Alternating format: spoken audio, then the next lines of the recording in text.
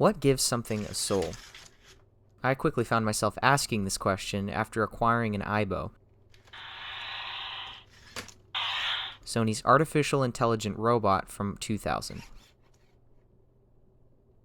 Aibo, a phrase which sounds alike to the Japanese pronunciation of partner or pal, was what Sony decided to call their newest advancement in robotics. Through about a half-decade of research, they developed a system that took advantage of some of the most advanced compact computer and servo systems at the time, all to manufacture artificial pets at a cost of close to $3,500 today with inflation. Despite their high price and only being available on their website, which was a novel concept at the time, the first 5,000 units sold out within 20 minutes. Being a bit of a collector, back in January I picked one up as a project just to mess with. This is my example, a second-generation model released a year later. Weighing 1.5 pounds and only a foot tall, it's about the size of an overfed chihuahua. Specs include 32 megabytes of RAM, a 64-bit RISC processor running at 192 MHz, and a built-in camera by the nose with a resolution of only around 0.2 megapixels. Translated, these specs are only a tiny fraction of a modern phone, with today's computers being measured in the gigahertz.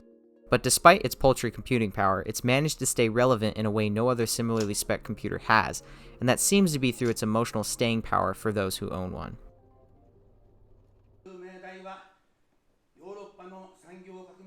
This is a funeral being held in Japan for the robots,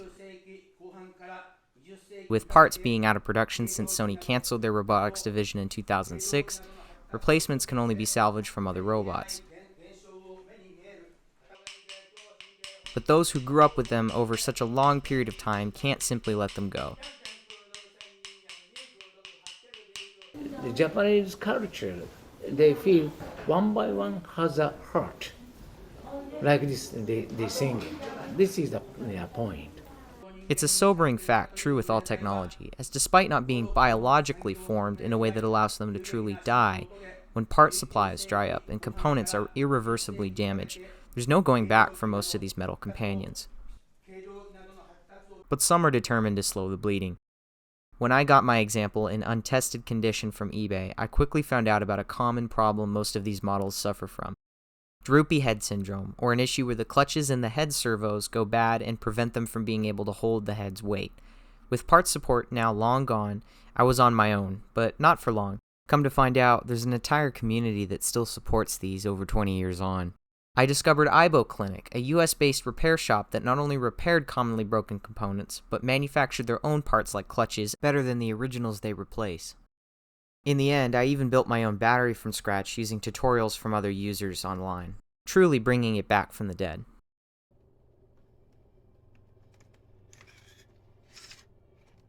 While it's easy to dismiss these mechanical toys as relics from a time when technology was still rapidly advancing and equally optimistic, what Sony accomplished likely far exceeded any original intentions they may have had, as thousands still covet these toys as much as any pet, leaving one to wonder what truly draws the line of sentience.